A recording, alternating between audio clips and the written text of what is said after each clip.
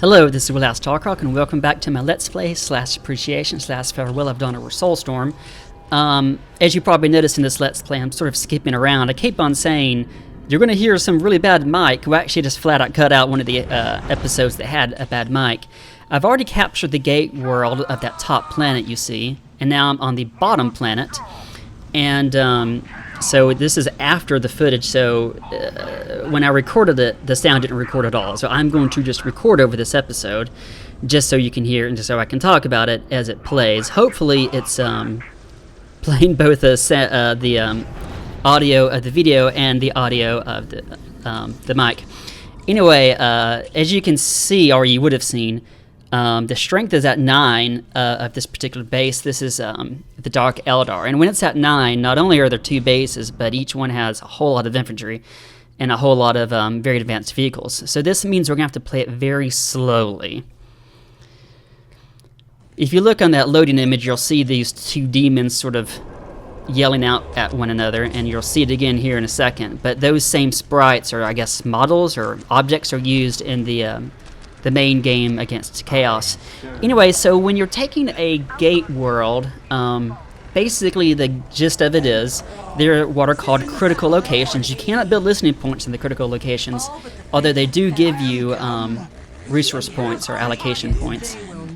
The problem with it is that since you can't build a listening post on it, they are very easy to capture by other people. There's that demon screaming. Anyway, you'll see that object again when you do the Chaos Stronghold.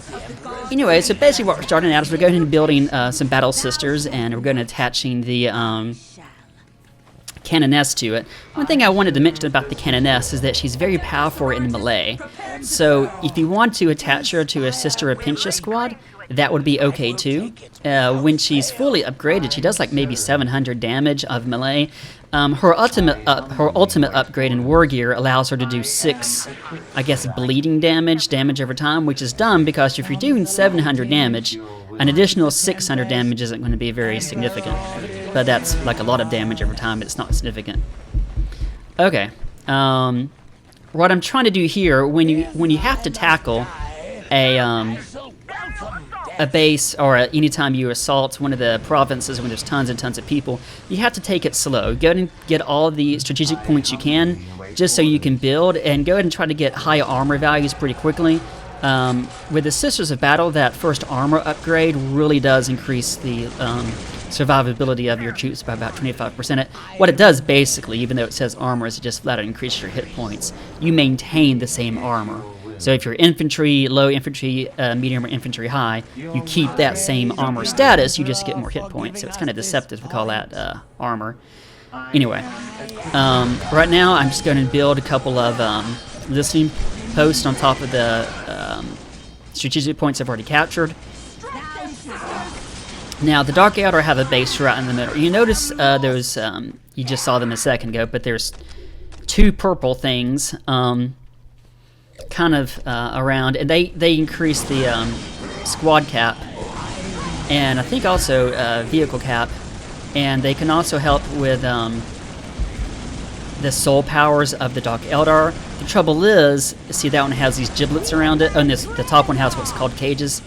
They quickly deplete morale. So as you'll notice, as my troops are firing upon it, you can't see them right now, but as my troops do fire upon it, they lose morale quickly. Right now I'm trying to make sure these points are fully upgraded so that I can press against the enemy. I've played this game before where there's just tons of Talos, which are very powerful units. You'll see the units attacking me now, the Homunculi. Those aren't Homunculi, I forgot what they're called. But almost all of the Dark Eldar are just melee, and that's something you got to deal with, is they're just almost completely melee.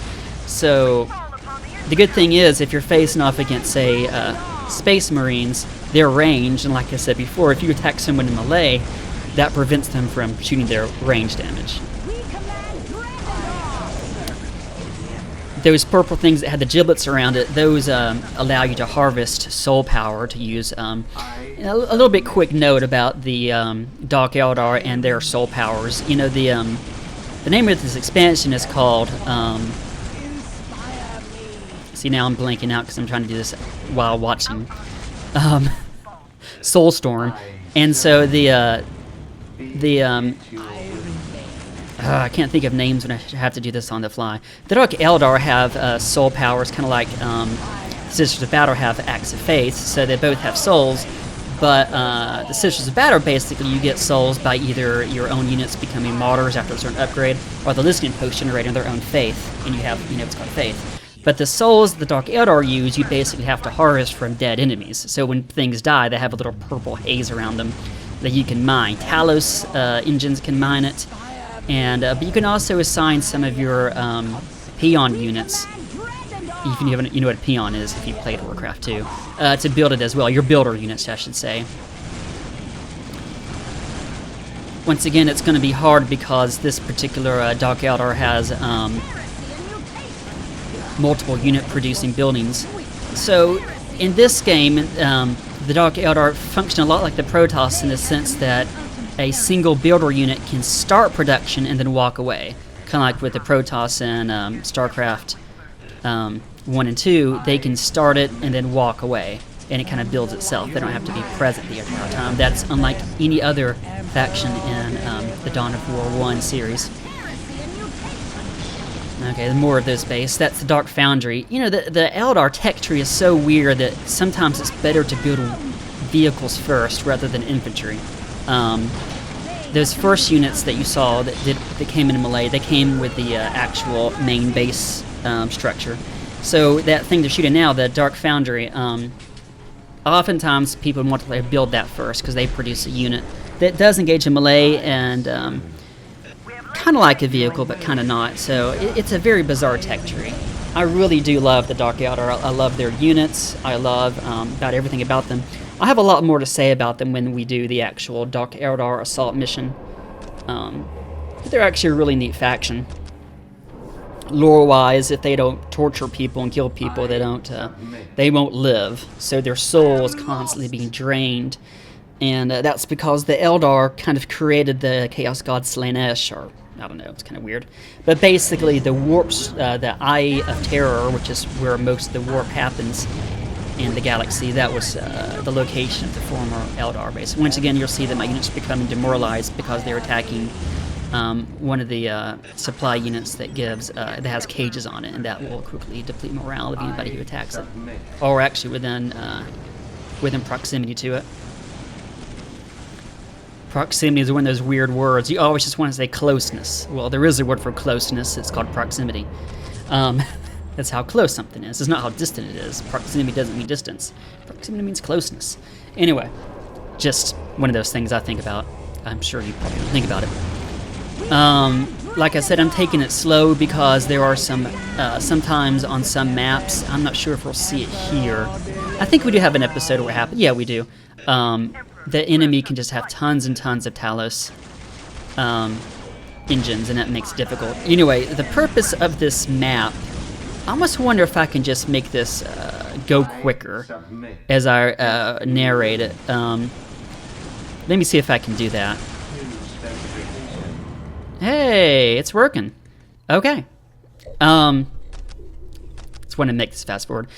On these gate missions, like I said, the point is to capture, you can see in the upper right-hand corner, the amount of critical locations.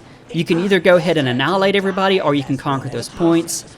Oftentimes, it's better just to go ahead and annihilate the enemy, because if it's a big enemy, they will eventually overwhelm you. And in this case, there were two main Dark Eldar bases, and this is kind of a very small map, so we're kind of okay. But if you have two big bases, and it's a very big map, one player, quote-unquote, there's two AI players, and you can eliminate one and eliminate the other. But one player can dominate while you're not looking. You can be engaged in player A, but AI player B can win. So that's why I'm taking this particular mission kind of slow. It's not fast-forwarding, is it? Maybe it is. Yeah, it's fast-forwarding. You have to forgive me that since this is like my first major Let's Play and my first kind of exposure to some of these video editing tools, I'm making some basic mistakes about what does this and what does that, and I'm just kind of unfamiliar with things. Anyway, the main Dark Eldar base is in the loop. Defeated one player right there. It says player defeated. Yay! But there are 2 AI players. Now, on a small map like this, these 2 Eldar players don't directly compete with one another, but it's not as though they can have more than a few strategic points, so they're not just awash in resources like they are in big ones. There's the main enemy right there. That's the Dark Eldar leader. He's leader of the Dark Cabal, which is the main faction in the Dark Eldar structure. The Dark Eldar live in this place called Kamara, or Kamara, I don't know if I've heard it said different ways. Basically, it is in the Webway, which is like the Warp Storm. Well, it's, you think of Warp in a lot of other sci-fi genres. The Webway is the Eldar version of the Warp. And there are humans can kind of navigate the Webway, but they use a different way. They use the beacon made by the Emperor himself, who basically just burns through psychers, which is... I'm getting way too into the whole lore system, and I mean, I could talk about the Warhammer 40k lore a bunch, and even as I do, I wouldn't be the most knowledgeable person about it. I'm using Emperor's Touch right there, to go through a lot of the armor, but they are demoralized because I went through a lot of those cages, and those are depleting my morale very quickly. Like I said before, the Seraphim have an ability to restore morale around you. And so if I could have built some Seraphim units, I could have them and use Angelic Visage. Visage. V-I-S-A-G-E. Visage. Angelic Visage. I am just having trouble with words today. If you've ever done a Let's Play before or had a live recording, you realize that it is difficult to pronounce every word accurately. Especially if you have to see them one-on-one. I'm fully sympathetic with actors sort of improvising the generality of what they have to say rather than specifics, because it's hard to say specifics for some reason. It's a lot easier to convey a meaning than it is to rehearse a specific line. Of course, if you're doing Shakespeare, you kind of have to be specific and do it verbatim. But I've been around a lot of musicals, and I know that sometimes actors just have to improvise, especially if they don't remember verbatim what their line was. Verbatim means word for word. If anybody ever uses the word verbatim around you, that's it. Yeah, this one's taken a little bit long, so I'm glad I sort of fast-forwarded it.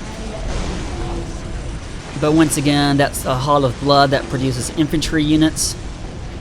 And that, and the Foundry, and that Cabal Fortress right there, those are what you have to destroy to prevent units from coming through. And once you destroy those main units, you're good. Unlike some factions, I guess really the Space Marines, on some of them, every listening post can produce a unit, so you actually have to go around destroying listening posts. Just not fun. But here, I mean, there's only a few units of the Dark Eldar that produce. There's only a few buildings that produce units, so once you knock them out, you're actually pretty good. I hope I can mix the audio here to make sure the game audio and my vocal audio is balanced, and I hope the fast forwarding works well. We'll just have to see. I think I'm almost done, and once I get those, then I should be good. So this is one of those, I played it a little bit more conservatively than I needed to play it. I could have been, right now I'm taking over the 2 critical locations, and that'll start a victory countdown. And you'll see that in multiplayer maps, that one of the ways of winning isn't simply through annihilation. It's through holding specific points for a specific amount of time. I can think of very few RTS games that do that. Shrine Wars, Deadlock 2 Shrine Wars, and Galactic Civilizations 2, I believe, allowed you to hold certain things for a certain period of time. And I actually think, did Sins of the Solar Empire have that victory condition? I don't know, it's difficult to say.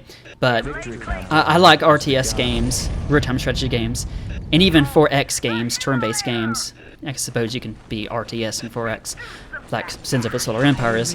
I like games that have multiple victory paths, multiple ways of winning. Victory conditions, I should say.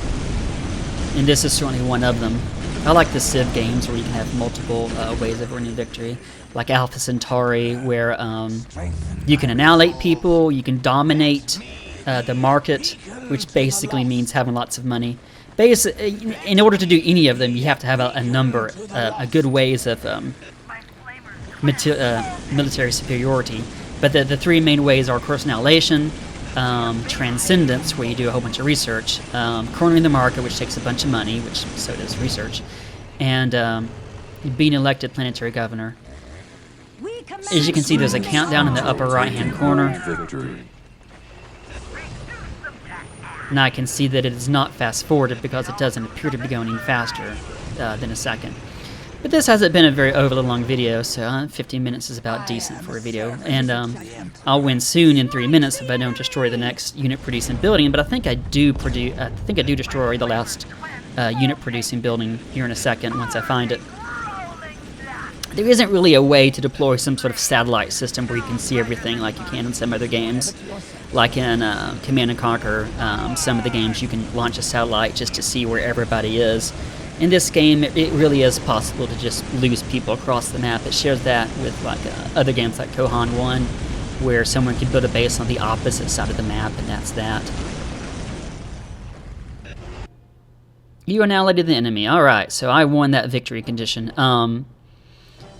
So yeah, I skipped out an episode where I conquered the territory, the leftmost territory on the upper planet. So now I have taken that over, and I'm going to reinforce, a garrison I guess you could say, but yeah, reinforce that particular territory, so if someone attacks it, I'll be able to easily defend it. Like I said before, I think really with the AI, if you attack someone, there's a 50-50 chance they're going to win, but otherwise it doesn't really help.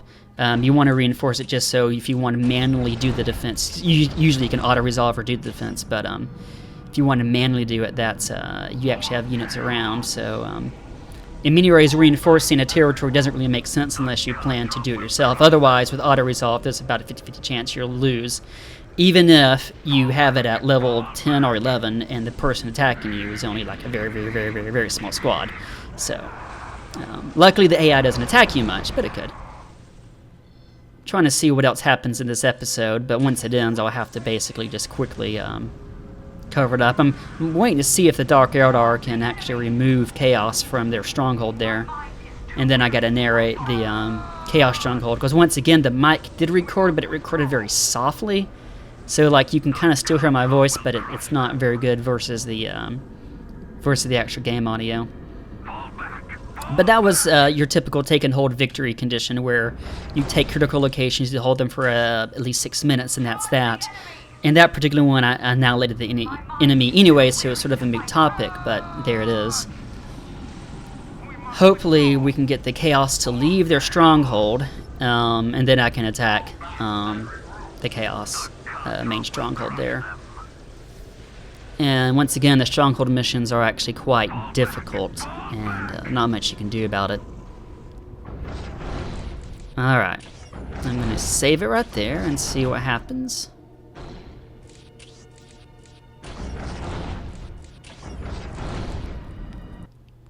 And that was that. Anyway, you get a black screen. Anyway, thanks for joining me. This has been Will Stalker, and this is my Let's Play / appreciation / farewell I've done over Soulstorm. Thank you, and have a nice night.